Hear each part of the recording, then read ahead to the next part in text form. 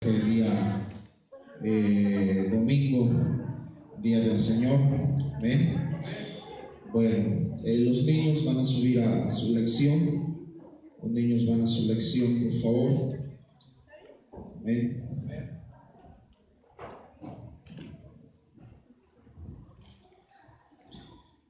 El día miércoles iniciamos una serie de enseñanzas conforme a ser guiados, dirigidos hacia la cumbre profética internacional que tenemos en este mes, al final de este mes, 29, 30 y 31 del mes de agosto. Amén.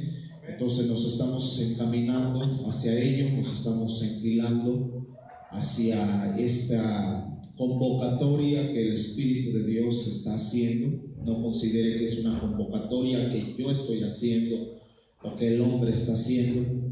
Es una convocatoria que el Espíritu de Dios está haciendo al pueblo profético. Amén. Usted y yo somos un pueblo profético. Usted y yo somos un pueblo que tenemos el espíritu de profecía en nosotros, conforme a lo que dice Juan capítulo 16. Acompáñenme para allá, por favor. Evangelio de Juan capítulo 16. Evangelio de Juan capítulo 16, específicamente en el verso 13. Es un texto que habíamos tocado ya hace algunos meses atrás, pero que sería bueno volverlo a leer. Evangelio de Juan capítulo 16, en el versículo número 13. Evangelio de Juan capítulo 16, verso 13, dice: el Señor Jesús hablando con sus discípulos. Puestos en pie, vamos a leer. Puestos en pie, vamos a leer. El Señor Jesús hablando con sus discípulos les dice en Juan 16, 13, lo leemos todos, dice: pero cuando venga el Espíritu de verdad, Él os guiará a toda la verdad, porque no hablará por su propia cuenta, sino que hablará todo lo que oyere y os hará saber las cosas que habrán de venir. Padre, te agradecemos tanto en el nombre de Jesús. Gracias por la reunión de los santos el día de hoy. Gracias, Señor, por los que dispusieron su corazón. Gracias, Señor, por los que saben honrar tu día, honrar tu nombre, honrar tu palabra. Gracias, Señor, por los que has reunido y congregado en torno a tu palabra, a la mesa de tu palabra, Señor, para poder ser alimentados de la palabra de verdad y de justicia en Cristo Jesús. Amén. Amén. Tome su lugar, amado. Este versículo es claro, dice: cuando venga el Espíritu de verdad, Él os guiará a toda la verdad, porque no hablará por su propia cuenta, sino que hablará todo lo que oyere, y os hará saber las cosas que habrán de venir. Ese es un espíritu profético 100%. Amén. Y dice que cuando venga sobre nosotros este Espíritu de verdad, déjeme decirle que este Espíritu de verdad ya vino. Amén. La mañana de la resurrección, el Señor Jesús sopló sobre la noche de la resurrección. El Señor Jesús sopló sobre los discípulos y les dijo: recibid el Espíritu Santo. Y después, 50 días después, recibe o viene de nuevo el Espíritu Santo en su aspecto externo. Y ahí se cumplió la palabra cuando dice que vendrá poder sobre ellos. Y de esa fecha para acá yo quiero que usted entienda algo. De esas dos fechas, de cuando el Señor Jesús resucita y sopla y dice: reciban el Espíritu Santo, y de la fecha en la que viene el Espíritu Santo como poder sobre la iglesia, después de esas dos fechas no ha habido otra fecha en la cual el Espíritu de Dios haya venido como en esas dos ocasiones. Lo que hemos tenido en el mundo después de esas dos fechas son avivamientos, son manifestaciones del Espíritu, son visitaciones del Espíritu, son manifestaciones del poder de Dios que se han dado en muchas partes del mundo. Pero lo que yo quiero que usted entienda es que no han sido nuevas venidas del Espíritu Santo. Han sido manifestaciones, ¿verdad? Han sido avivamientos de lo que el Señor Jesús ya dio la noche de la resurrección y en el día de Pentecostés.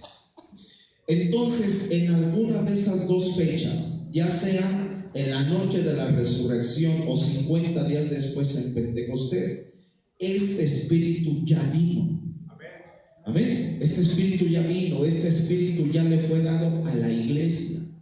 Y dice la Escritura claramente allá al final del verso 13: Él os hará saber las cosas que habrán de ¿qué? Que habrán de venir. Entonces, este Espíritu que ya vino, en alguna de esas dos fechas, ya sea la noche de la resurrección o 50 días después de la resurrección en Pentecostés, y que ya vino, ese Espíritu es un Espíritu profético, que ya vino sobre la iglesia, ya vino sobre de usted, ya vino sobre de mí, porque dice: Él os hará saber las cosas que habrán de venir. Espíritu profético, el que está con nosotros, el que está en nosotros.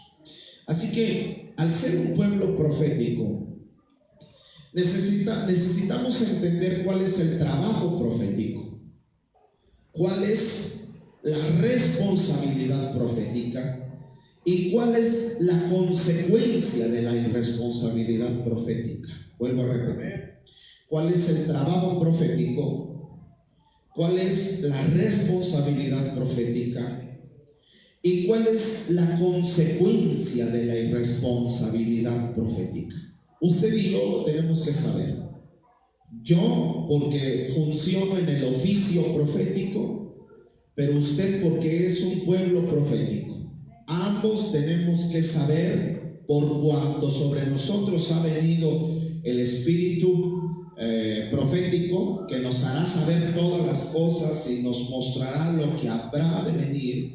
Por cuanto somos un pueblo profético, y yo no solamente un pueblo profético, sino que en la gracia y pura misericordia de Dios funciona en el oficio profético, es necesario que usted y yo sepamos específicamente esos tres puntos. ¿Cuál es el trabajo profético? ¿Cuál es la responsabilidad profética? ¿Y cuál es la consecuencia de la irresponsabilidad profética? Comencemos primero por el trabajo profético. ¿Cuál es el trabajo profético que tiene usted como pueblo profético? ¿Y cuál es el trabajo que tengo yo como oficio profético? Y el día miércoles estuvimos revisando un texto maravilloso, hermoso, ¿verdad? El cual trajo mucha luz en el tema de lo profético. Yo quiero que vaya conmigo al primer libro de Reyes. Primer libro de Reyes, capítulo 12. Abra su Biblia, por favor. Primer libro de los Reyes, capítulo 12. Amén. Primer libro de los Reyes, capítulo 12. Específicamente en el versículo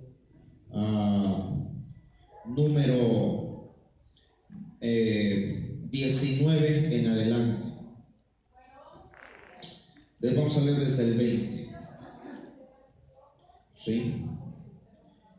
Primer libro de Reyes, capítulo 12, verso 20 en adelante. Dice: Y aconteció que, oyendo todo Israel que Jeroboam había vuelto, envió a llamarle a la congregación, y le hicieron rey sobre todo Israel, sin quedar tribu alguna que siguiese la casa de David, sino solo la tribu de Judá. Y cuando Roboam vino a Jerusalén, reunió a toda la casa de Judá y a la tribu de Benjamín, 180,000 hombres guerreros escogidos, con el fin de hacer guerra a la casa de Israel y hacer volver el reino a Roboam, hijo de Salomón. Pero vino palabra del Señor a Semaías, varón de Dios, diciendo: habla a Roboam, hijo de Salomón, rey de Judá, y a toda la casa de Judá y Benjamín y a los demás del pueblo, diciendo: Así ha dicho el Señor: no vayáis ni peleéis contra vuestros hermanos, los hijos de Israel. Volveos cada uno a su casa, porque esto lo he hecho yo. Y ellos oyeron la palabra de Dios y volvieron y se fueron conforme a la palabra del Señor. Entonces reedificó Jeroboam a Siquem en el monte de Efraín y habitó en ella, y saliendo de allí reedificó a Penuel. Y dijo Jeroboam en su corazón: ahora se volverá el reino a la casa de David, si este pueblo subiere a ofrecer sacrificios en la casa del Señor en Jerusalén. Porque el corazón de este pueblo se volverá a su señor Roboam, rey de Judá, y me matarán a mí, y se volverán a Roboam, rey de Judá. Y habiendo tenido consejo, hizo el rey 2 becerros de oro, y dijo al pueblo: bastante habéis subido a Jerusalén. He aquí tus dioses, oh Israel, los cuales te hicieron subir de la tierra de Egipto. Y puso uno en Betel y el otro en Dan. Y esto fue causa de pecado, porque el pueblo iba a adorar delante de uno hasta Dan. Hizo también casas sobre los lugares altos, e hizo sacerdotes de entre el pueblo que no eran de los hijos de Leví. Entonces instituyó Jeroboam fiesta solemne en el mes octavo, a los 15 días del mes, conforme a la fiesta solemne que se celebraba en Judá, y sacrificó sobre un altar, e hizo en Betel, así hizo en Betel, ofreciendo sacrificios a los becerros que había hecho. Ordenó también en Betel sacerdotes para los lugares altos que él había fabricado. Sacrificó pues sobre el altar que él había hecho en Betel a los 15 días del mes octavo, el mes que él había inventado de su propio corazón, e hizo fiesta a los hijos de Israel y subió al altar para quemar incienso. Capítulo 13, verso 1. He aquí que un varón de Dios, por palabra del Señor, vino de Judá a Betel. Y estando Jeroboam junto al altar para quemar incienso, aquel clamó contra el altar por palabra del Señor y dijo: altar, altar, así ha dicho el Señor: he aquí que a la casa de David nacerá un hijo llamado Josías, el cual sacrificará sobre ti a los sacerdotes de los lugares altos que queman sobre ti incienso, y sobre ti quemarán huesos de hombres. Y aquel mismo día dio una señal diciendo: esta es la señal, que el altar se quebrará, y la ceniza que sobre él está se derramará. Cuando el rey Jeroboam oyó la palabra del varón de Dios que había clamado contra el altar de Betel, extendiendo su mano desde el altar dijo: prendedle. Mas la mano que había extendido contra él se le secó y no la pudo enderezar.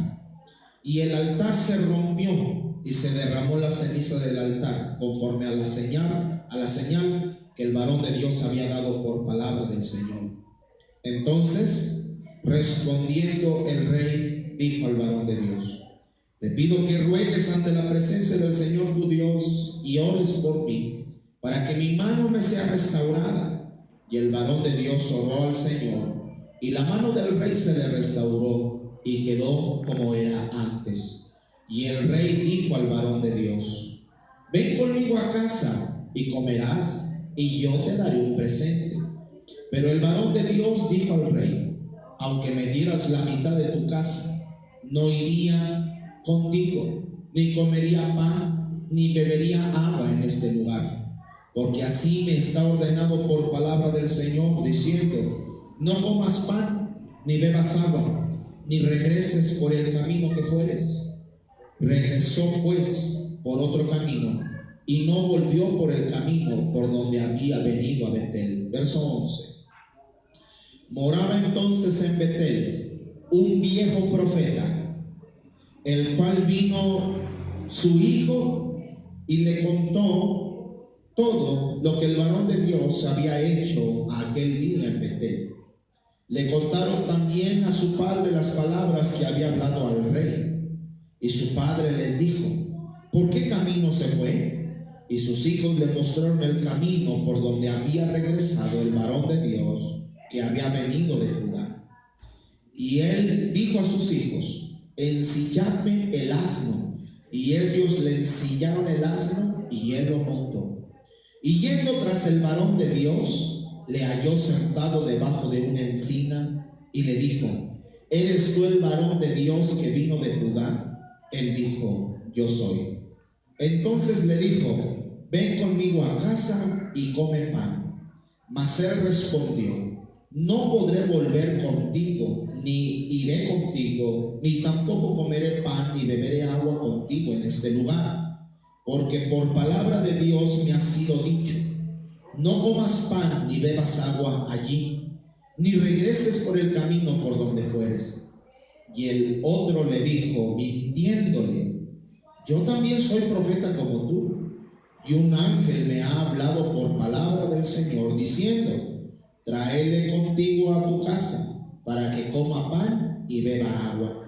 Entonces volvió con él, y comió pan en su casa y bebió agua. Y aconteció que estando ellos en la mesa, vino palabra del Señor al profeta que le había hecho volver, y clamó al varón de Dios que había venido de Judá, diciendo: Así dice el Señor, por cuanto has sido rebelde al mandato del Señor, y no guardaste el mandamiento que el Señor tu Dios te había prescrito, sino que volviste y comiste pan y bebiste agua en el lugar donde el Señor te había dicho que no comieses pan y bebieses agua, no entrará tu cuerpo en el sepulcro de tus padres. Cuando había comido pan y bebido, el que le había hecho volver le ensilló el asno, y yéndose le topó un león en el camino y le mató. Y su cuerpo estaba echado en el camino, y el asno junto a él, y el león también junto al cuerpo. Y he aquí unos que pasaban y vieron el cuerpo que estaba echado en el camino, y el león que estaba junto al cuerpo, y vinieron y lo dijeron en la ciudad donde el viejo profeta habitaba. Oyéndolo el profeta que le había hecho volver del camino, dijo: el varón de Dios es, que fue rebelde al mandato del Señor. Por tanto, el Señor le ha entregado al león, que le ha quebrantado y matado conforme a la palabra del Señor que él le dijo. Y habló a sus hijos y les dijo: ensilladme un asno. Y ellos se lo ensillaron. Y él fue y halló el cuerpo tendido en el camino, y el asno y el león que estaban junto al cuerpo. El león no había comido el cuerpo ni dañado al asno. Entonces tomó el profeta el cuerpo del varón de Dios y lo puso sobre el asno y se lo llevó. Y el profeta viejo vino a la ciudad para endecharle y enterrarle. Y puso el cuerpo en su sepulcro, y le endecharon diciendo: ay, hermano mío. Y después que lo hubieron enterrado, habló a sus hijos diciendo: cuando yo muera, enterradme en el sepulcro en que está sepultado el varón de Dios. Poned mis huesos junto a los suyos, porque sin duda vendrá lo que él dijo a voces por palabra del Señor contra el altar que está en Betel, y contra todas las casas de los lugares altos que están en las ciudades de Samaria. Con todo esto, no se apartó Jeroboam de su mal camino, sino que volvió a ser sacerdotes de los lugares altos entre el pueblo, y a quien quería lo consagraba para que fuese de los sacerdotes de los lugares altos.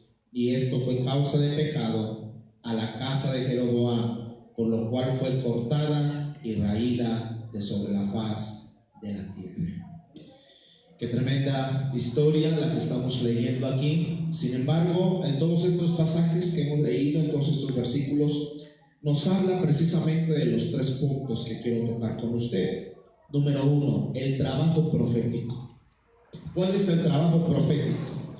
Y para hablar del trabajo profético necesitamos posicionar nuestros ojos, ¿verdad?, en ese profeta joven. Era un profeta joven, ¿sí? Era un muchacho que Dios decide levantar de Judá para ir en contra del altar de Jeroboam. Si usted vino el miércoles o escuchó la enseñanza, como se lo dije, internet. Yo creo que ahí en el grupo de WhatsApp también lo enviaron. Vamos a recordar un poco. Jeroboam era un antidiseñador. Había hecho por lo menos 4 antidiseños. Había hecho antidiseños de altar, había hecho antidiseños de templo o de casa, había hecho un antidiseño de sacerdocio humano y había hecho un antidiseño de fiesta. 4 cosas que hizo en antidiseño. Porque en Judá y en Benjamín, que estaban con el reino legal de Roboam, ellos tenían allí Jerusalén. Y en Jerusalén estaba el verdadero templo, la verdadera casa, el verdadero sacerdocio y las verdaderas fiestas. Cuando Jeroboam comienza a edificar estas 4 cosas de su propio corazón, de su propia mente, de su propio deseo humano por querer tener un reino aparte, por querer hacer y mantener su propio reino, crea esos antidiseños, ¿sí? Y entonces se levanta Roboam, y levanta el ejército de Judá, levanta el ejército de Benjamín, se alistan, se preparan para ir en contra del reino de Jeroboam y destruir esos antidiseños. Y Dios, cuando ya se están preparando para salir a pelear contra Jeroboam y contra sus antidiseños, Dios decide levantar de en medio del pueblo de Judá un profeta llamado Semaías. Y Semaías dice: así dice el Señor, no salgan contra sus hermanos, los hijos de Israel, porque esto lo ha hecho el Señor. Cada quien vuelva, regrésese a su casa. Si se acuerda del pasaje, los que vinieron el día miércoles, bueno, todos regresan a su casa, porque algo que caracterizaba a Judá y a Benjamín, y que fue la razón por la cual ellos permanecieron en el reino legal de Roboam, fue que ellos eran obedientes, leales, fieles y honrosos. Cuando reciben la palabra de Dios por medio de Semaías, entonces ellos se retiran a su casa. Pero pareciera que hasta ahí queda la cosa. Pareciera que Dios está a favor de Jeroboam y sus antidiseños. Sin embargo, no fue así. Dios pone cartas en el asunto y decide levantar de Judá a un profeta joven. Y ese profeta joven es el que llega a Betel, donde Jeroboam había establecido uno de sus más grandes altares. Y cuando llega a Betel, está Jeroboam a punto de ofrecer incienso. Y llega este profeta joven y profetiza contra el altar, ¿verdad? Profetiza que se va a caer, profetiza, ¿verdad?, que vendrá Josías, ¿verdad?, y hará grandes estragos en esos antidiseños. Jeroboam se levanta contra él, extiende su mano y le dice: prendedle. Y al momento de que extiende la mano, dice la escritura que la mano se le seca. La mano se le seca. Entendemos ahí que la primer función profética, escuchen, la primer función profética es llegar a ser un arma y un ejército de Dios. Porque el pueblo de el pueblo de Judá y Benjamín se estaban preparando, escuchen, se estaban preparando y se estaban alistando para ellos ser arma en las manos de Dios y ser un ejército en las manos de Dios para salir contra Jeroboam y sus antidiseños. El Señor los envía a su casa y en lugar de que el pueblo saliera, ¿verdad?, como un arma y como un ejército contra Jeroboam, Dios decide levantar a un profeta joven. Y Dios a ese profeta joven lo constituye como el arma y como el ejército de Dios. Entonces, el primer trabajo profético que yo tengo, que usted tiene, que todo el pueblo profético del Señor tiene, es llegar a ser un arma y un ejército en la mano de Dios. Aleluya. En lugar del pueblo, Dios guarda a su pueblo de la muerte a través de la función profética. Eso es lo que yo quiero que usted entienda. Dios guarda la vida de su pueblo a través de la función profética. Jeroboam tenía 10 tribus. Amén. Roboam tenía solamente 2. Si nos podemos imaginar un momento, ¿quién tenía más gente? Jeroboam tenía más gente. ¿Sí? Roboam, pues eran pocos a comparación de los que tenía Jeroboam. Jeroboam tenía un ejército más grande, un ejército más potente, tenía más armas, tenía más soldados, más guerreros. De todas las tribus que tenía, eran 10. Y Roboam solamente tenía a los guerreros de Judá y a los guerreros de Benjamín. Claro que si Judá y Benjamín, los guerreros de Judá y Benjamín salían contra el ejército de Jeroboam, lógicamente que la tenían de perder. Judá la tenía de perder, Benjamín la tenía de perder, porque eran más los de allá, ¿sí? Pero Dios, para guardar la vida de su pueblo, escuche esto, Dios, para guardar la vida de su pueblo, entonces decide levantar un profeta. ¿Sí? ¿Qué significa esto, hermano? Abra su entendimiento, por favor. Esto significa que Dios guarda a su pueblo de la muerte a través de la función profética. Por eso es que necesitamos profetas en la iglesia. Amén. Por eso es que necesitamos que un pueblo profético se levante. Porque los profetas son los que son enviados a la batalla. Los profetas son los que son enviados a la guerra y son los que resguardan al pueblo para que el pueblo no muera. Por eso es que usted debería de estar atentísimo a las directrices que un profeta marca en la guerra espiritual para no recibir estragos en nuestra vida espiritual. Cuando usted, hermano, está frente a un profeta y no abre sus oídos para la instrucción profética, puede que entonces usted deje de escuchar a Semaías o al profeta joven y salga usted creyendo que está listo y capacitado para ser un arma y un ejército en las manos del Señor contra el ejército del enemigo, y es allí en donde recibimos estragos. Es allí en donde recibir beneficios, recibimos contraataques y recibimos tanta cosa. ¿Por qué? Porque en muchas ocasiones estamos aneciados nosotros mismos con nuestra propia manera de pensar, como lo estaba Jeroboam. Estamos aneciados, atercados, empecinados de que lo que creemos es eso y punto.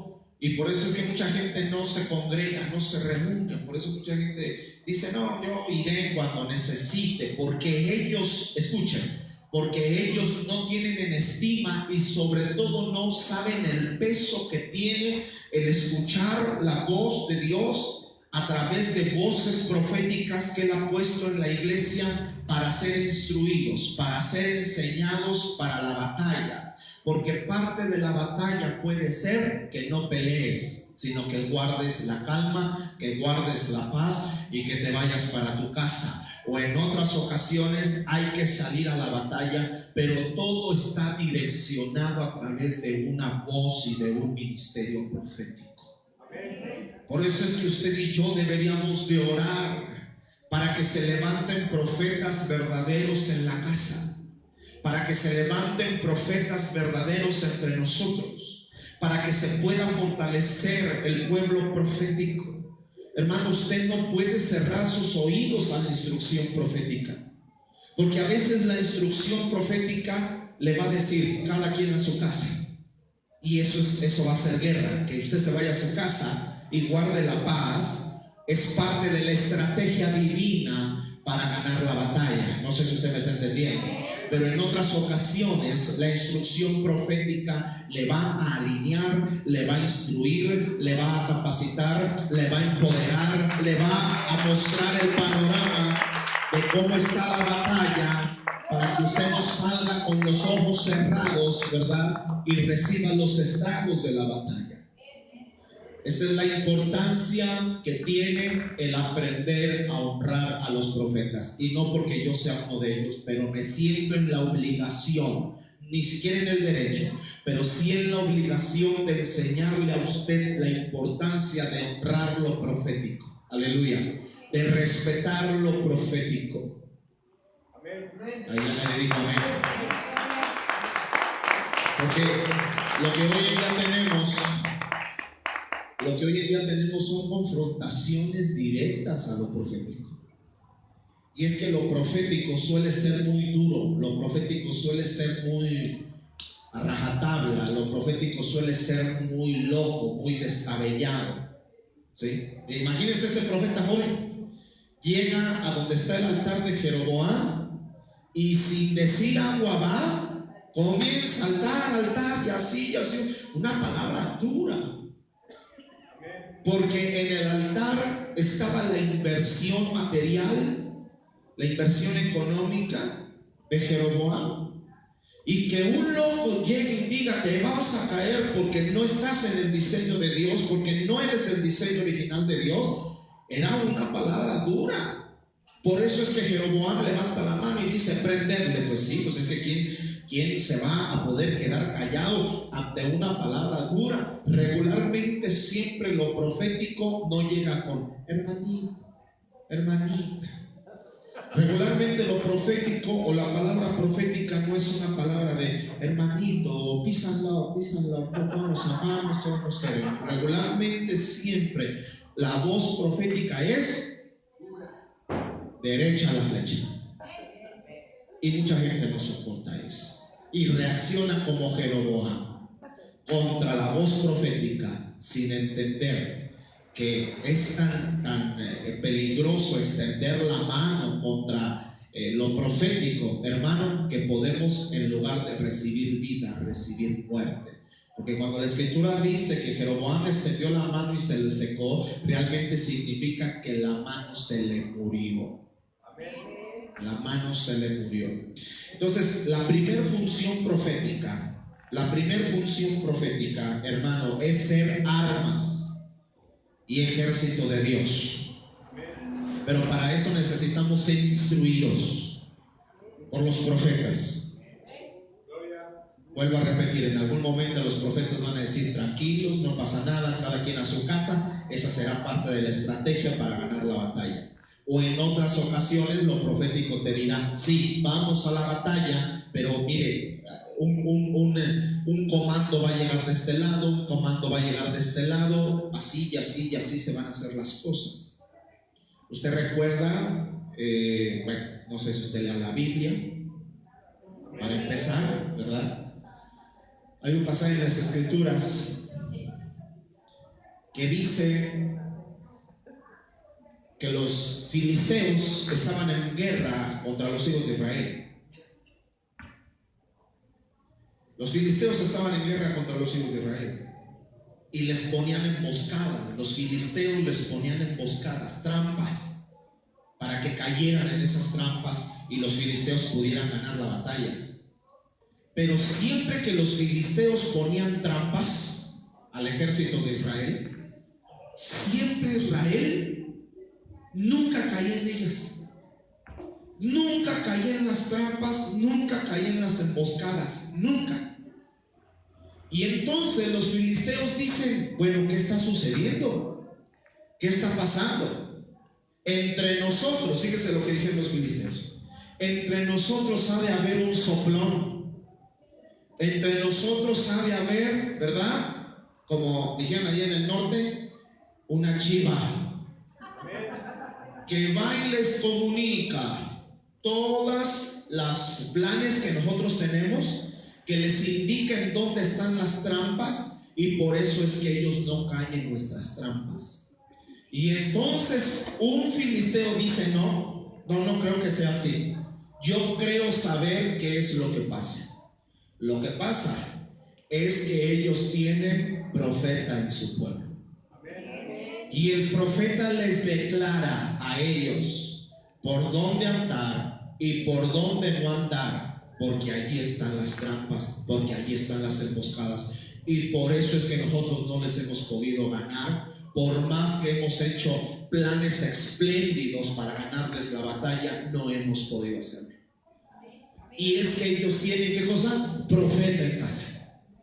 Entonces, efectivamente, el profeta reunía al ejército Y por revelación, él ya había recibido por revelación del Señor en dónde estaban las trampas, en dónde estaban las emboscadas, por qué camino ir, por qué camino no ir. Y reunían al ejército y el profeta les declaraba: a ver quién va a salir por este lado, nosotros, no vayan por ahí, van a entrar por este lado y van a entrar por este otro, y ustedes van a entrar por aquí, no se les vaya a ocurrir extenderse más al norte porque ahí hay una trampa, y así, y así, y así. El problema que hoy en día tiene la iglesia es que, miren, está cerrada de oídos, no quiere oír la iglesia. Y aparte de no querer oír la instrucción profética, hermano, hay rebeldía contra la palabra profética. Imagínense si este pueblo que se preparó y se alistó para ir en contra de Jeroboam, si hubiera levantado el profeta Semaías a decir: no vayan, dice el Señor que no vayan, que esto es algo que él ha provocado y que él va a poner cartas en el asunto, cada quien a su casa. Imagínense por favor si hubieran dicho: no hacemos caso, no obedecemos, cerramos nuestros oídos a la voz profética, a la instrucción profética, y nosotros vamos. ¿Qué hubiera sucedido? Pierden la batalla, porque Jeroboam hubiera dicho: ok, ¿cuántos soldados tienen ellos a comparación de la cantidad de soldados que tengo yo? Porque yo tengo 10 tribus, ellos solamente son 1.5 tribus. Hubieran perdido la batalla. Hubiera habido un derramamiento de sangre sin necesidad de haber derramado sangre. Y a veces el pueblo la sufre. ¿Saben por qué el pueblo de Dios hoy en día sufre? Porque cerramos nuestros oídos a la instrucción profética, porque cerramos nuestros oídos a las indicaciones proféticas, porque hemos dejado de honrar lo profético en la iglesia. Y es que mire, lo que usted no honra se va. Escuche lo que le digo: lo que usted no honra se va, se retira. ¿Sí? Es como cuando el esposo no honra a la mujer por su labor, por su trabajo, por todo el esfuerzo que hace. Hermano, llega el momento en que la mujer se cansa y lo que no se honra se va. Viceversa también. Lo que no se honra, lo que no se considera, lo que no se ama, lo que no se aprecia, termina por decir: este no es mi lugar, yo mejor me voy, yo mejor me retiro. Lo mismo sucede con lo profético. ¿Sabe por qué hoy en día la iglesia carece de dirección y comete error tras error tras error? Y hermano, se pierden batallas, se pierden luchas, se pierden tantas cosas porque hemos dejado de escuchar lo profético, hemos cerrado nuestros oídos a lo profético, hemos rechazado lo profético, hemos hecho a un lado lo profético, no queremos lo profético porque es palabra dura, es rajatabla, altar, así te va a pasar y así. No nos gusta, no nos parece, la rechazamos, nos volvemos la espalda contra él o afrentamos lo profético termina por irse. Y cuando lo profético termina por irse, no hay nadie quien diga: por aquí no pases porque ahí está la trampa. ¿Y qué hacemos? Salimos a la batalla, a la aparente batalla, porque ni siquiera le hacemos cosquillas al diablo. Mientras vamos a quererle hacer cosquillas, ya estamos muertos porque ya caímos en una trampa. No sé si usted me entiende. ¿Sí? Es por eso, hermano, que usted no debe de desaprovechar ninguna convocatoria profética, y más si usted es un pueblo profético, como la palabra de Dios nos lo ha declarado cuando dice: cuando venga el Espíritu de verdad, Él los guiará a toda la verdad y os hará saber las cosas que habrán de venir.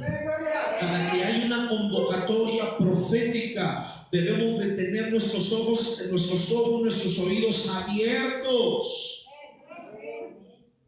De lo contrario, lo que no se honra se va a ir, va a desaparecer. ¿Sí? Y eso va a repercutir severamente en tu vida espiritual. ¿Sí?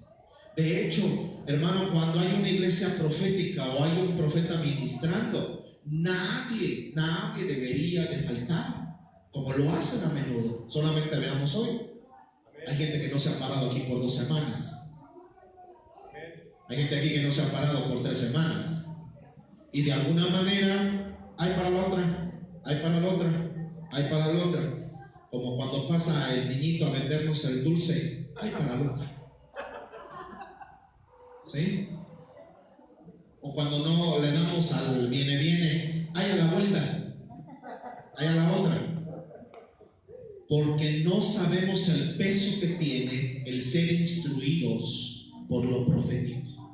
Por eso es que derrota tras derrota, fracaso tras fracaso, enfermedad tras enfermedad, caemos en mentira tras mentira tras mentira, y después ahí venimos, hermano, arrastrando el guaracho, casi ahí llegamos como podemos. Por favor, ayúdeme, ore por mí, claro, porque cuando es hora de abrir los oídos, hermano y hermana, entonces definitivamente lo cerramos, deshonramos lo profético, lo rechazamos.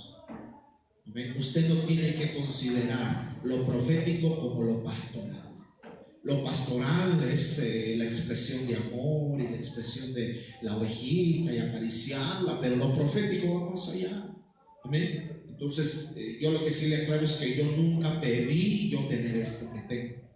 Jamás pedí ser lo que la gente dice que soy, o que Dios desde antes de la fundación del mundo declaró sobre mí. Hoy estoy aquí para decirte que tienes que abrir tus oídos, amén, a la instrucción profética, para que ya sea que te manden a tu casa, amén, como parte de la estrategia de victoria, o ya sea que te digan o te marquen el rumbo, la directriz, te muestren la estrategia de batalla, aleluya, para que tú puedas ser más que vencedor en Cristo Jesús, o mejor dicho, se pueda manifestar la palabra en ti de que eres ya más que vencedor en Cristo Jesús.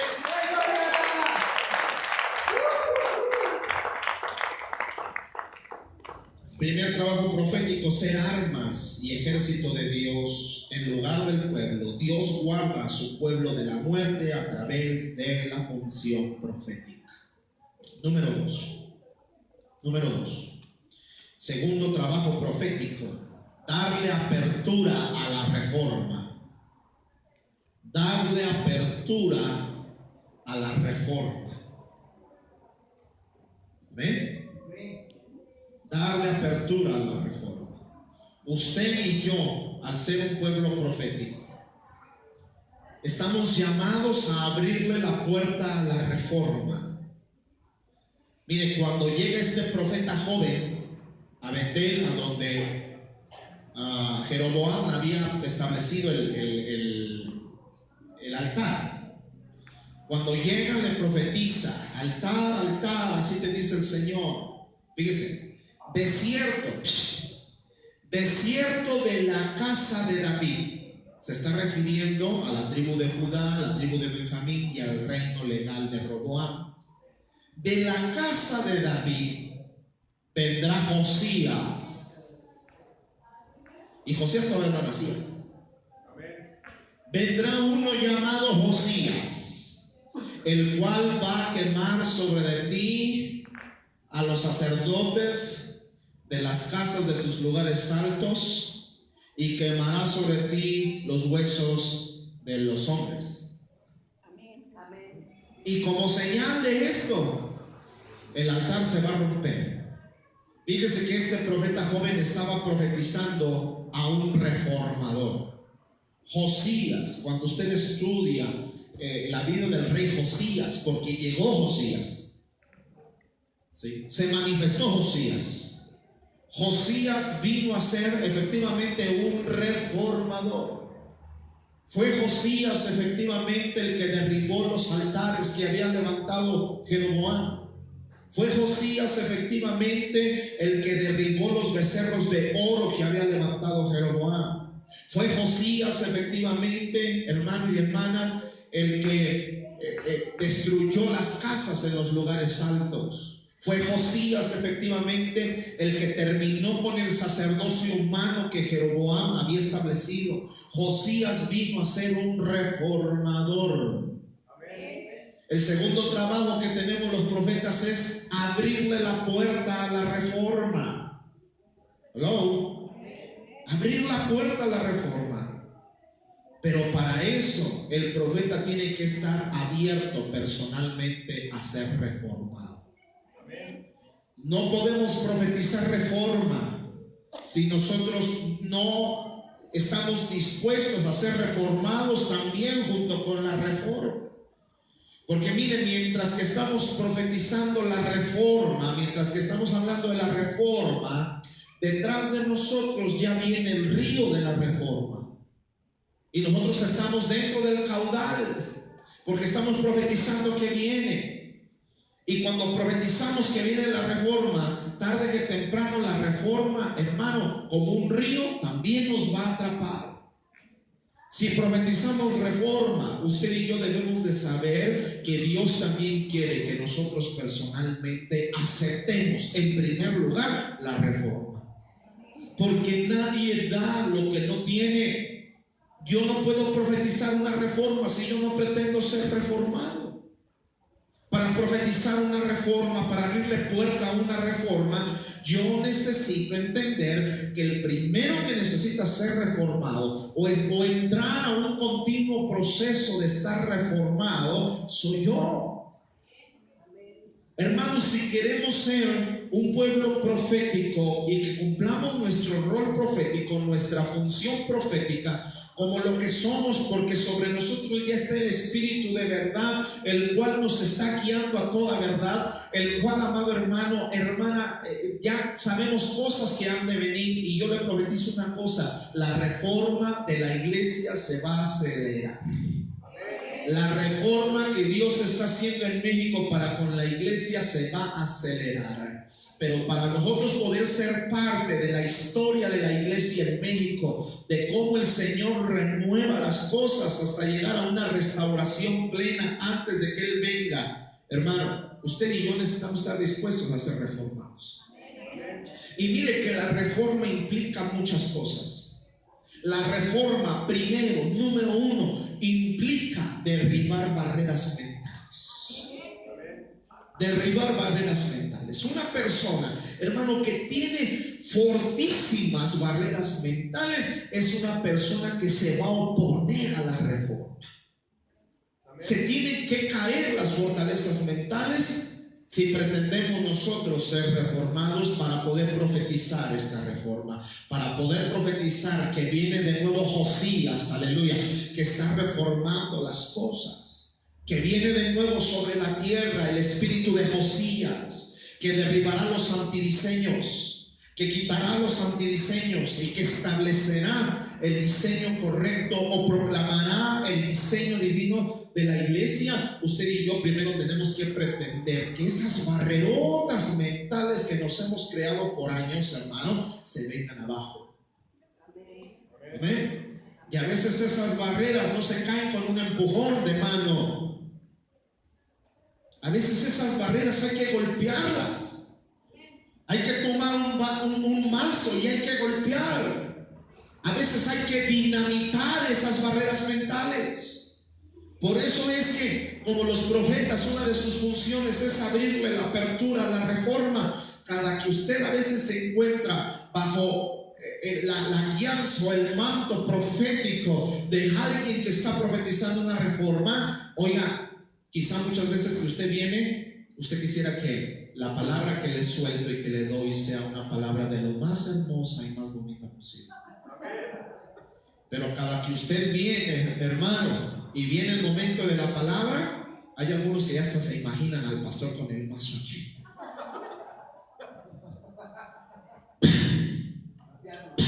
Comenzamos a golpear. Mucha gente no aguanta eso, Yo le aseguro una cosa: mire, este lugar ya estuviera lleno si la palabra que yo le doy fuera, hermano, no golpe de mazo, sino que yo le arrojara pétalos de rosa, hermano.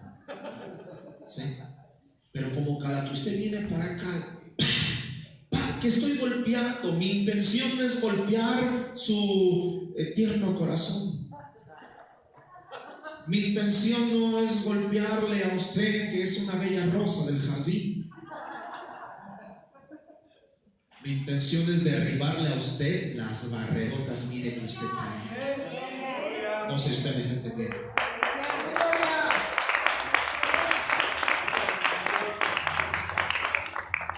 Y cada uno de nosotros debería ser igual.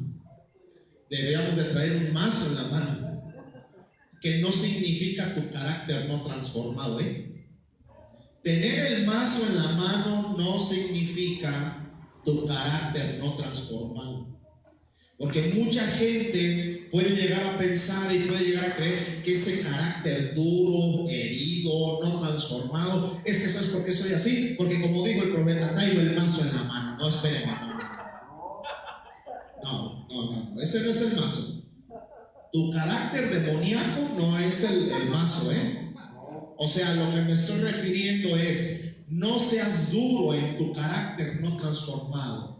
Debes de ser duro y consistente en la palabra del Señor. Aleluya. Que vaya acompañada de revelación y que vaya acompañada de entendimiento. Este es el mazo.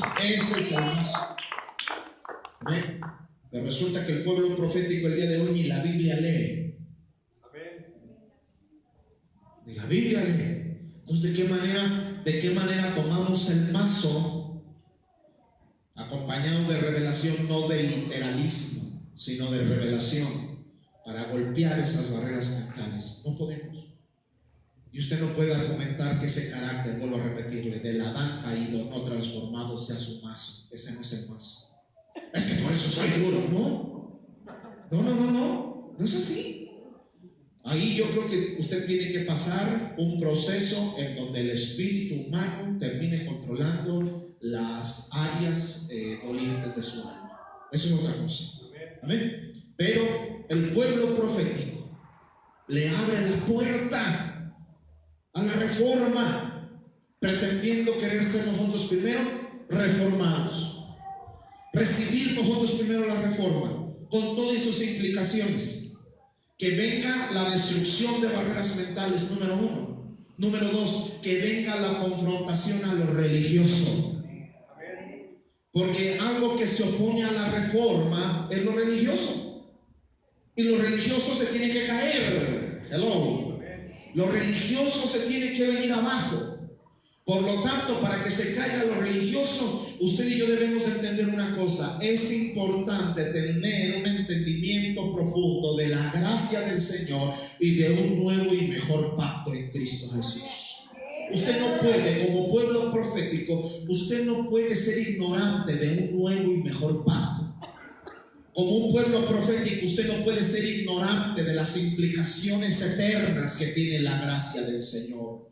Usted no se puede quedar, hermano, solamente queriendo escuchar tópicos sobre los demonios, sobre la liberación, sobre las maldiciones. Hermano, eso ya está superado por Cristo. Cristo en la resurrección venció al enemigo. Cristo en la resurrección despojó a los principados y potestades. Vayamos a otro nivel. Vayamos al nivel del entendimiento de un nuevo y mejor pacto en Cristo Jesús. Vayamos a un pleno entendimiento de las profundidades e implicaciones eternas que tiene la gracia del Señor.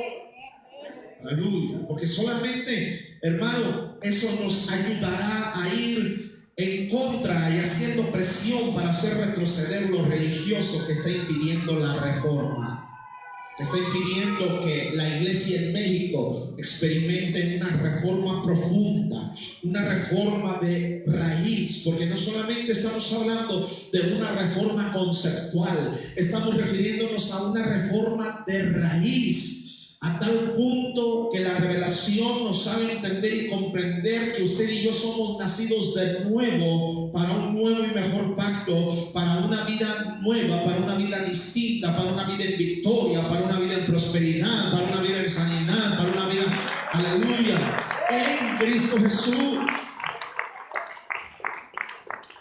Yo no sé si usted está dispuesto a ser un pueblo profético que le abra la puerta a la reforma. Pero para que eso, yo sí estoy dispuesto. Por eso es que, aunque a veces desde abajo veo caras así, aunque las veo, yo sigo. Ya le dolió. Nosotros más para que le duela más. Aleluya. Que veo que se está comenzando a caer, pues le doy el último para que se caiga.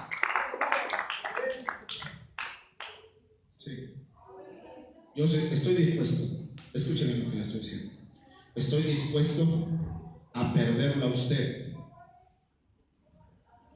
pero no a perder el trabajo que el Señor me ha dado de profetizar una reforma. Porque acá usted debe de entender, no sé cuánto esté oyendo esto. Prefiero perderlo a usted a que se me caiga el mazo de las manos. Que solamente los entendidos dicen, caray. Y mucha gente dice, oh, es que yo estoy llena del Espíritu Santo y el Espíritu de Dios ya me está diciendo que el tiempo en este lugar para mí se acabó. El Espíritu de Dios me lo está diciendo. Mira, que si tuvieras el Espíritu de Dios, entonces tuvieras el Espíritu de verdad, que te lleva a toda la verdad, que te hace entender que eres un pueblo profético y que tienes un rol profético, que eres un arma, que eres un ejército en las manos del Señor. Número uno. Número dos, que eres un reformador. Y por cuanto somos reformadores, la reforma nos tiene que pegar primero a nosotros. El mazo de la reforma tiene que venir primero sobre nuestra mente. Yo sé que hay mucha palabra que hablo que como te choca. Te choca, pero te choca. Te golpea fuertemente. La forma en la que piensas, la forma en la que has pensado por años. Cuando yo te digo el domingo no es tu día, hay algunos que sienten el golpe. ¿Cómo que no? Pues si el domingo era para ir a pasear, el domingo era para ver el zoológico, el domingo era para ir al cine, el domingo era para flojonear en la casa, el domingo era para rascarse la barriga en la cama de la casa, el domingo era para levantarse a 2, 3 de la tarde, hermano, un calorón, pero usted todavía tapado, aquí cociéndose en sus jugos. Hermano, muchos otros, es que para mí el domingo es el día del fútbol, es que para mí el domingo es el día de ir a visitar a la comadre, de ir a visitar al primo, de ir a esto, de ir a aquello. Ese es tu pensamiento, y yo sé que cuando vienes para acá y yo te hablo del día del Señor, te golpea. Pero que el Señor pretende que seas un reformador no solamente de tu vida, sino que seas un reformador de tu casa. No se vale venir a decir, Señor, ¿por qué mi casa está como está? ¿Por qué? Sencillo, porque hace falta ahí un reformador. Hace falta ahí alguien que le reforme la mente a los habitantes de tu familia, de tu casa, los que componen tu casa, los que componen tu familia. Pero ¿en dónde está ese reformador? Ese reformador no quiere ser reformado. Esa es la segunda función profética. La segunda función que tiene un pueblo profético, y es la segunda función que tiene un oficio profético: darle apertura a la reforma. Implica despojarnos de nuestra religiosidad e implica dejarnos que el mazo de la palabra nos dé con todo, aún en nuestras doctrinas.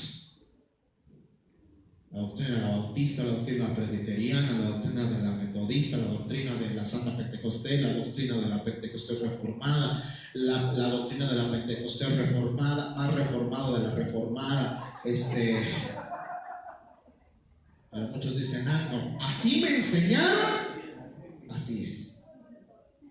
No vas a poder, eso va a truncar, eso trunca tu función profética y obstaculiza la verdad.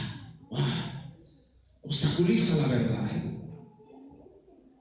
Porque el espíritu que hablamos allá en Juan 16:13 conjuga el hecho de ser un pueblo profético con conocer la verdad. A falta de función profética, la verdad deja de fluir. Y a falta de verdad, la función profética deja de fluir. ¿Ven? La tercera función profética: darle vida a lo muerto. Darle vida a lo muerto. La tercera función profética.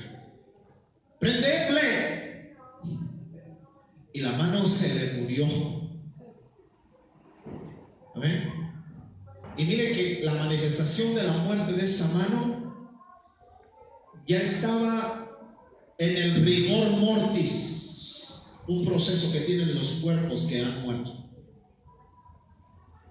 Cuando una persona muere, hay un proceso que comienza a tener el cuerpo del difunto.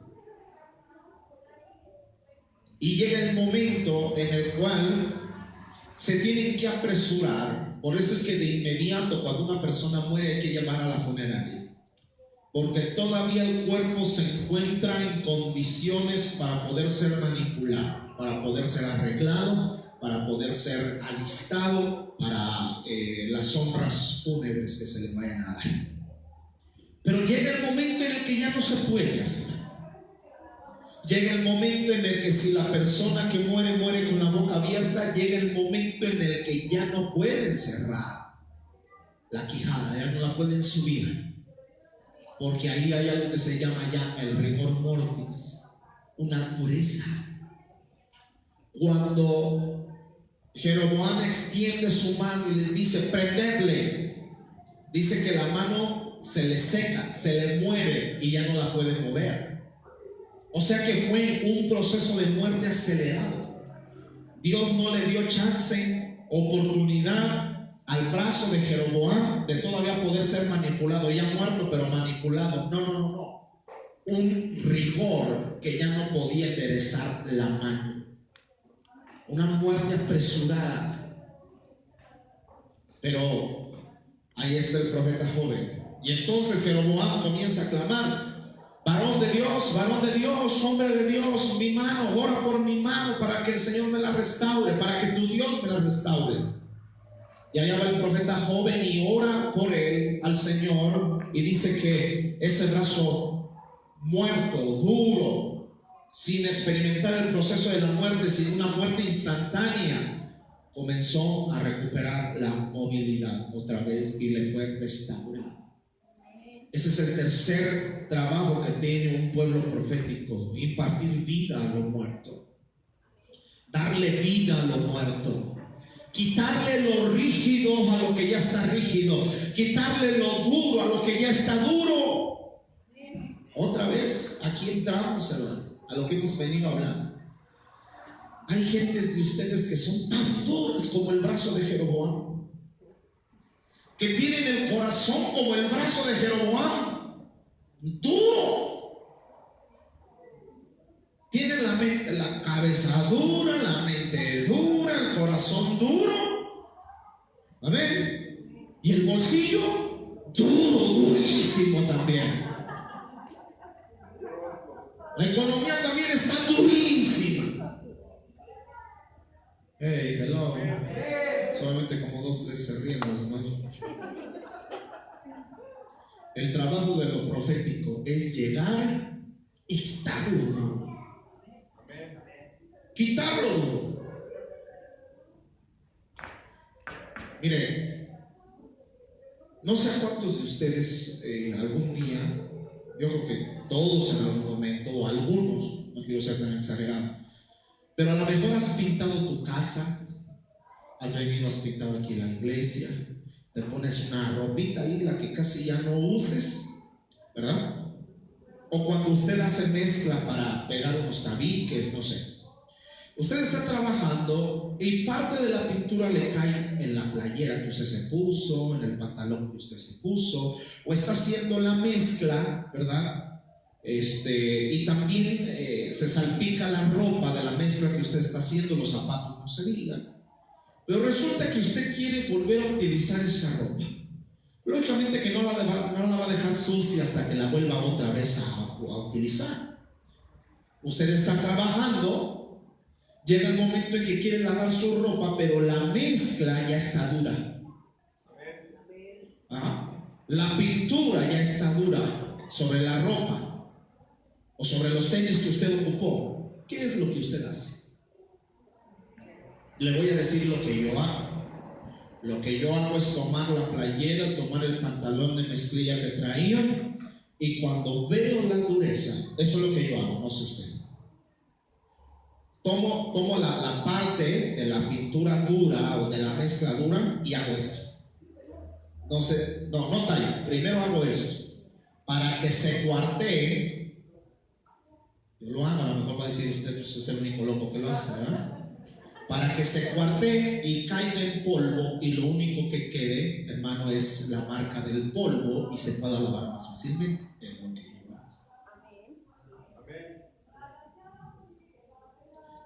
Dios hace lo mismo. Cuando algo ya está duro, el Señor lo toma y lo cuartea. Hello. Y el tercer trabajo de lo profético es cuartear lo duro, para quitarlo duro. Otra vez aquí entramos, hermano, a esta situación de la palabra que a muchos no les gusta, de las confrontaciones que tú vienes y recibes. Yo entiendo que hay mucha gente que viene y dice o piensa en su mente, es que yo venía necesitado una palabra de aliento y lo que vengo y recibo puro palo de piñata, puro duro y zas, duro y zas, duro y zas, que este hombre no tiene otra cantaleta. ¿Quién le dijo a este hombre que es predicador? ¿Quién le dijo a este hombre que puede llevar adelante una iglesia? ¿Quién le dijo a este hombre que puede llegar a ser un pastor? Yo venía con esa intención, con esa necesidad, y lo que recibo es sas, sas, sas, sas, sas, ya tú sabes, ya tú sabes.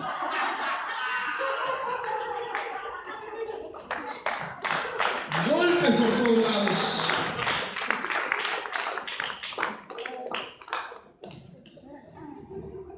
Pero es que usted no entiende qué es estar bajo un pastor y bajo un profeta. ¿Por qué me puso a mí como tu pastor? Ni yo lo sé. Fíjese, hermano, déjenme decir una cosa. Hasta en los funerales la riego. De verdad. El día jueves, por la noche,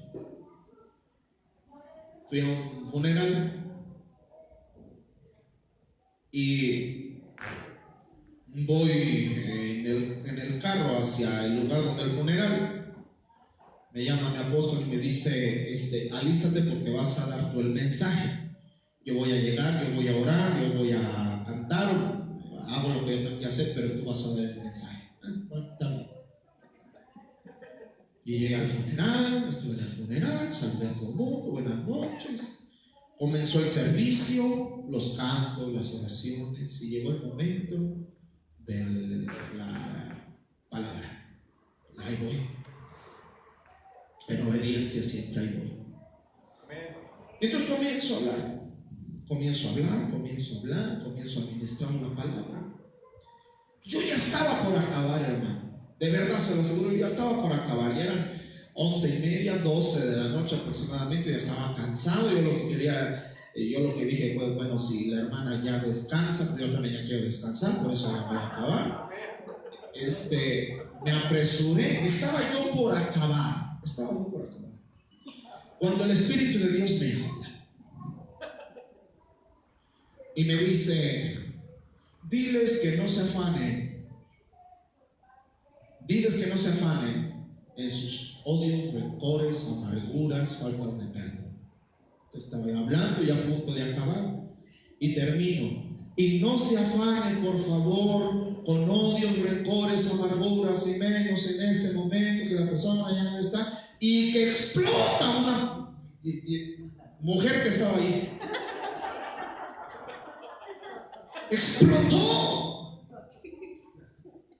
Estaba sentada y ya, señor, ya cállese, por favor, ya quién sabe qué.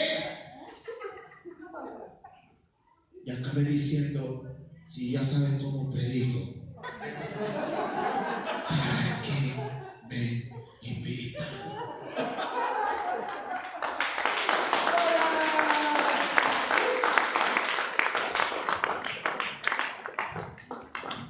Y cuando terminó la palabra, pues yo dije, híjole, a ver si no la regué, a ver si no, en lugar de traerles una palabra de paz, ahora ya metí en pleito a fulana con sotana. Y el Señor, yo estaba pensando eso cuando el Señor me mostró una visión. Me mostró a un cuerpo sentado en una de esas camas de auscultación que tienen los médicos. Vi a un cuerpo enfermo sentado y solamente alcancé a mirar las manos. del médico y alcancé a escuchar la voz del médico que la estaba auscultando a la persona enferma, y escuché que una voz que decía, aquí duele, y escuché la voz del enfermo en la visión que decía no, y seguía tocando, aquí duele, aquí duele, aquí duele, aquí duele, aquí duele, y llega un momento que dice, aquí duele, y entonces el enfermo pega el grito. Entonces oí la voz del Señor que me dijo, eso fue lo que pasó hoy, y eso es lo que ha pasado siempre en tu ministerio. Siempre has llegado como un doctor y has tocado, aquí duele, no duele, aquí duele, tampoco, pero llega el momento en que pones la mano en donde duele y ahí es donde la gente grita. Ahí es donde a la gente le duele, ahí es donde a la gente le molesta. Por lo tanto, déjenme decir una cosa, mire, a los que ya no vean es porque a lo mejor un día, por 1 año, 2 años, 3 años, mire, les estuve haciendo, duele, duele, duele, duele, hay poquito, ok, acá, duele más, duele, ¡ay! Gritaron, no aguantaron, chivas pelas. Lo que estoy haciendo este día domingo, ahí voy, ahí voy. ¿Sí? A lo mejor ya desde hace mucho tiempo te toqué donde te duele, pegaste el grito, y lo malo es que no fue de guerra contra el diablo, sino contra mí. Pegaste el grito, pero aún así no has estado dispuesto a sanar esa área. Tarde que temprano voy a volver a tocar el punto y te va a volver a doler, y hasta más. ¿Por qué? Porque en el tiempo que la palabra de Dios te tocó y ahí te dolió, fue el tiempo en donde Dios te dijo, sana eso. No has querido sanarlo, en algún momento viene de nuevo la mano, viene de nuevo la palabra, vuelve a tocar el punto y duele más, porque entonces la sangre ya está coagulada entre ti. Ya hay una hinchazón, ya hay una pulsación ahí, ya hay pus. Cuando toqué a lo mejor solamente dolió, pero no tuviste la intención de sanar. De nuevo, cuando viene la palabra, vuelve a tocar el mismo punto y ahora ya hay pus, ya está infectado y duele más. Y el proceso para ser sanado y el proceso para ser restaurado es un poco más lento y más doloroso. ¿Sabe? A usted y a mí no nos cuesta la medicina. ¿Sabe qué nos cuesta? La negligencia que tuvimos. Eso es lo que cuesta. Usted puede ir a la farmacia y preguntar por una medicina, como yo he estado yendo a la farmacia, preguntar por medicina. ¿Cuánto cuesta esta caja de 12 grajeas, esta caja de 12 cápsulas? 450 pesos. Caray, yo me quedé en los desenfriolitos de a 10 pesos cada uno, de a menos. 450 pesos. Y tengo que tomar 2, 3 al día. Entonces imagínense, esa caja me dura 1 día, 2 días, 2 días y medio, por así decirlo. 1 semana, 3, 4 días. Y después volver a comprar otra. Lo que me costó no fue la medicina. Lo que me costó fue mi negligencia. ¿Ven? El médico no te cobra por el dolor que traes. El médico te cobra tu negligencia, tu descuido. Eso. Que una operación te cueste 50,000 pesos, no fue lo que te costó exactamente la operación, fue lo que te costó tu negligencia, fue lo que te costó tu descuido. Eso fue. ¿Amén? Entonces, cuando usted viene para acá y toco y pega el grito, ahí dolió, sí. Pero el asunto es que no dijiste, Señor, esta parte me duele, esta parte que se tocó, la forma en la que se dijo, la forma en la que se habló, me dolió, sí, porque ahí realmente no es la palabra la que te lastimó, sino que tú ya traías ese dolor. Y ejemplo lo he puesto siempre, por ejemplo, cuando 2 personas se casan, cada quien viene de una cultura distinta, diferente, costumbres distintas, costumbres diferentes. Y cuando llegan, ¿verdad? Y es que al mes, 2 meses, es que me has lastimado mucho, tú me has lastimado mucho. A ver, no, espérame, a mí no me eches la culpa. Tú ya vienes lastimado por tus experiencias de niñez, tus experiencias de adolescencia, tus experiencias de juventud. No sé cuáles hayan sido, pero ahora que tú y yo hemos formado algo, si tú consideras que yo te he lastimado, discúlpame, pero te quiero decir que esas heridas son las que traes desde tiempo atrás. Por lo tanto, ¿yo te lastimé? No, ya venía lastimada. Solamente lo único que hice fue tocar. Ahora no es que yo aquí te esté hiriendo y te esté lastimando. Herido ya vienes. Herida ya vienes. Dado al catre ya vienes. Aleluya. Desgastado ya vienes. Y lógicamente que si yo toco el punto, no es que yo te esté lastimando, sino que ya estás lastimado, sino que ya estás herido de esa área. Y si te estoy tocando es para que puedas reconocer que necesitas sanidad. Si te estoy tocando es para que puedas reconocer que necesitas cuanto antes la eficacia de la sangre del Cordero, que se activa a través de la fe que tú ejerces en lo que ya hizo Él en la cruz, en el derramamiento de su sangre, para ser sano y para ser restaurado. Porque luego miren que por querer hacer un bien, hermano, resulta que el que sale aguacateado soy yo. El que le tira los aguacates es a uno. Uno termina aguacateado. Sí, contra él. Lo bueno es que no son piedras, bueno, a veces, pero uno ya está acostumbrado. ¿Sí? Es que me hirió, me lastimó, esto, aquello. ¿Yo? No, sí, pues yo. ¿No será que a veces traes situaciones no resueltas, no sanadas, no tratadas, y no has querido tomar cartas en el asunto? Amén. Pero, hermano, necesitamos darle vida a lo muerto. Cuando tú vienes a la congregación y yo te agarro y te hago así, es porque, hermano, el Señor está quitando tu dureza. Y su trabajo de usted también como pueblo profético es quitar la dureza personal primero y después quitarle la dureza a otro. Porque no se vale quererle quitar la dureza a alguien cuando yo soy duro también. Amén. No se vale decirle a uno, da tu diezmo cuando tú no lo das.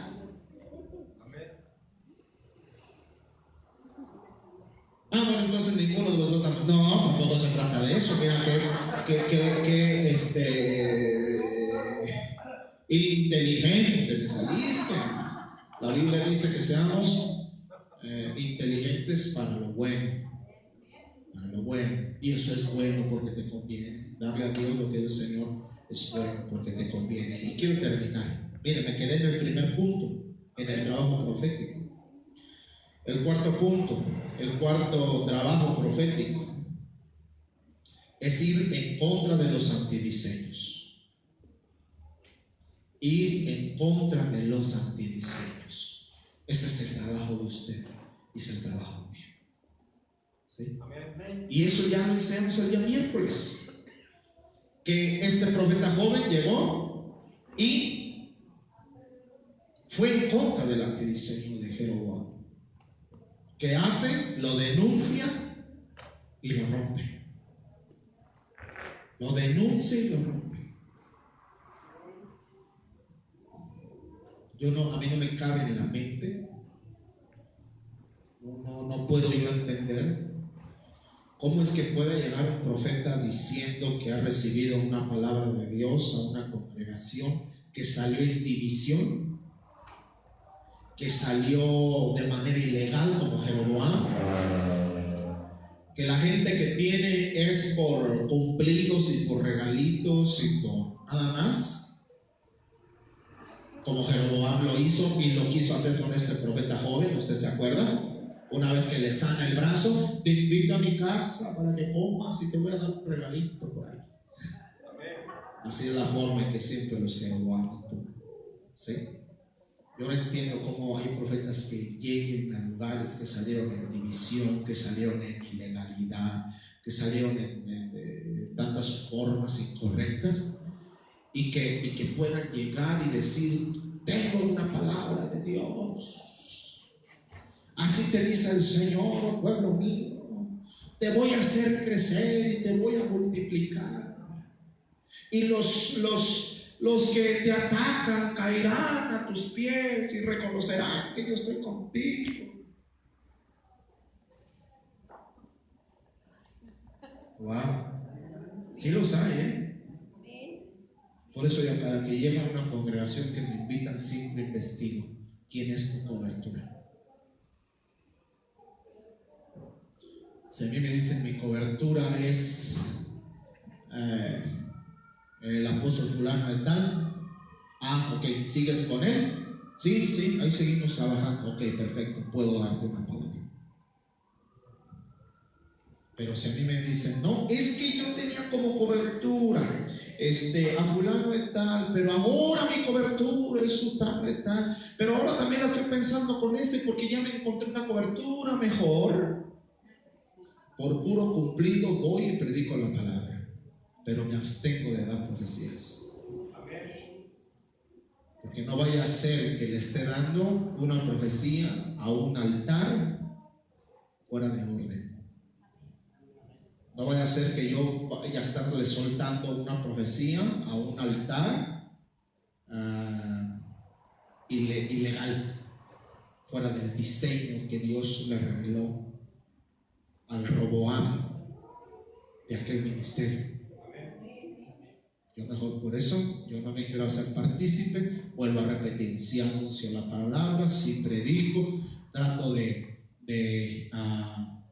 dejar satisfecho al pueblo del Señor, porque muchos de ellos no tienen la culpa de que el pastor se haya separado, se haya dividido o se haya fraccionado. Hay mucha gente que ni lo sabe, que donde está es una fractura, es una división de algo. Ellos llegaron ahí por necesidad y por ellos es que suelto la palabra que les puede edificar a ellos.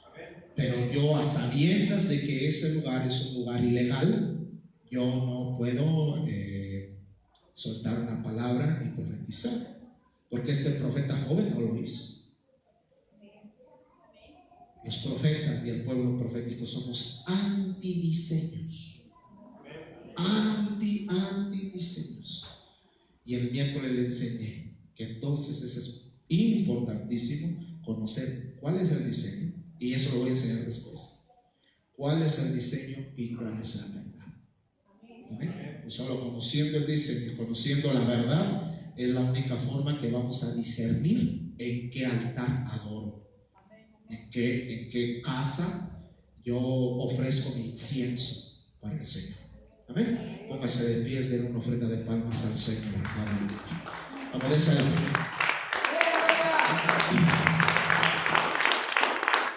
¿Y esto de qué me sirve a mí? De mucho, hermano. De mucho te sirve. De mucho. Porque entonces, al ser tú un pueblo profético cumpliendo tus funciones proféticas, tienes la autorización legal dada por el Señor para romper antidiseños en tu casa. El diablo se ha metido a tu casa y ha establecido un antidiseño de casa, un antidiseño de familia. Amén. Pero solamente activándonos en nuestra función profética a través del entendimiento y conocimiento de lo que estamos hablando, es como Dios te puede usar como un reformador para tu casa, pretendiendo primero la reforma para tu vida. Amén. Así que espero que a partir de este día, por lo menos los que hoy están aquí y que no han sido rebeldes a la visión, como el apóstol Pablo no ha sido rebelde o no fue rebelde a la visión que el Señor le dio, amén. Espero que a partir de hoy podamos honrar lo profético. Hello.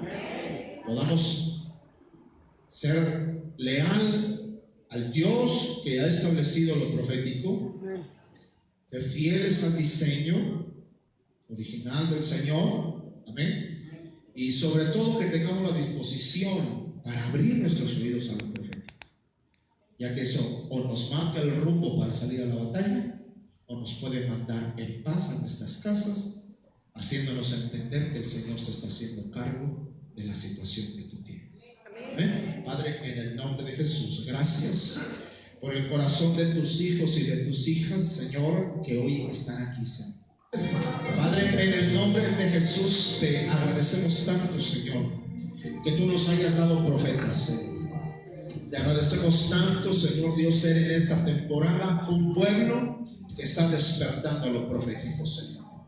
Porque lo profético, más que salir y dar palabras de prosperidad y dar palabras de tantas cosas, Señor, los profetas y el pueblo profético estamos llamados a ser armas en tus manos, Señor, a ser instrumentos en tus manos, Señor.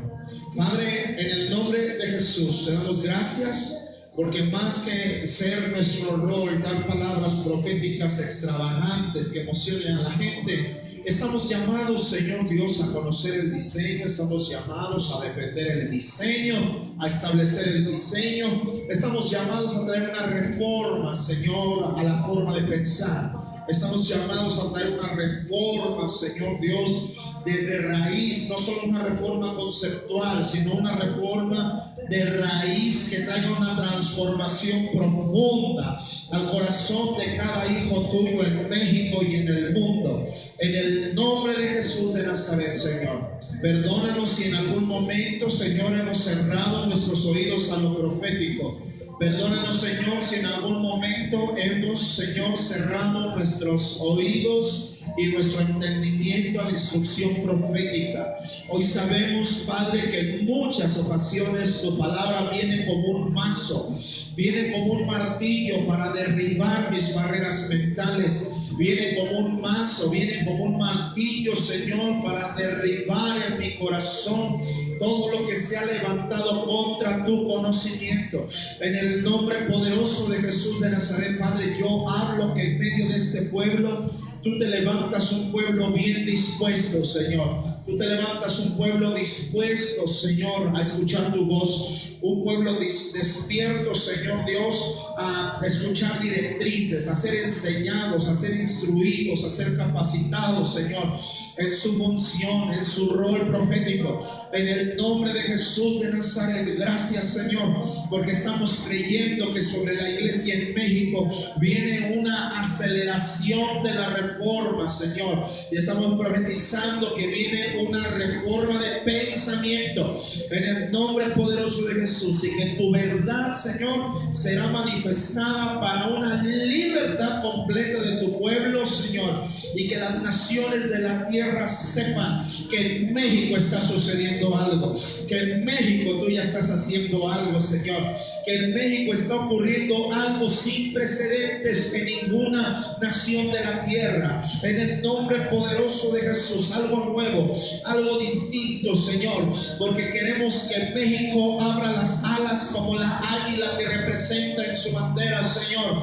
Padre, que podamos devorar a la serpiente, Señor, que podamos destruir sus mentiras, que podamos destruir la religión que ha metido a México con el fin de neutralizar el evangelio de Cristo, la verdad de Cristo. En el nombre poderoso de Jesús, Señor Dios, sea tu nombre glorificado, sea tu nombre exaltado para siempre, Rey de reyes, Señor de señores, todopoderoso eres tú. Te agradecemos, Señor, ayúdanos a escuchar tu voz, queremos escuchar tu voz, Señor, sea tu nombre glorificado. Levante sus manos y cantemos al Señor, aleluya. Dulce voz, rompiendo el silencio en mi ser, sé que me haría estremecer, me haría llorar o reír, y caería rendido ante mí, y no podría estar ante ti, escuchándote hablar, sin llorar como un niño, y pasaría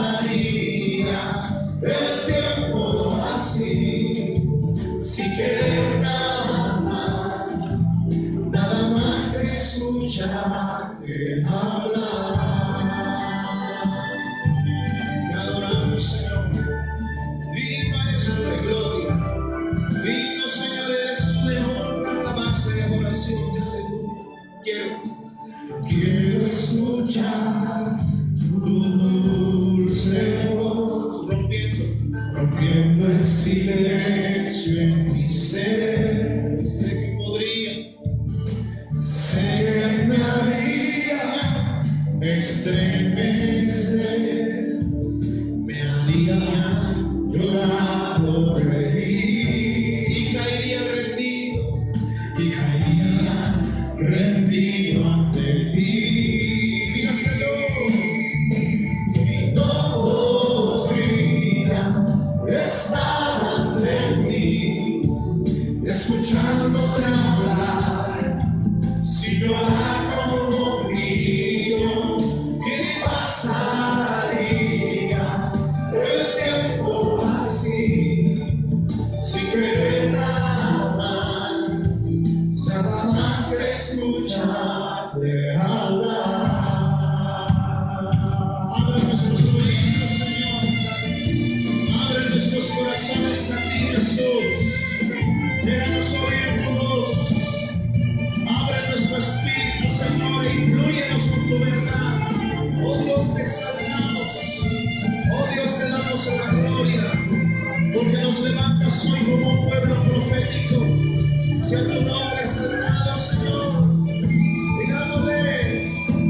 Y no podría estar ante ti, escuchándote hablar, sin llorar conmigo, y pasaría el tiempo así, sin querer nada más, sin querer nada más, y no podría estar ante ti, escuchándote hablar, sin llorar conmigo, y pasaría el tiempo así, sin querer nada más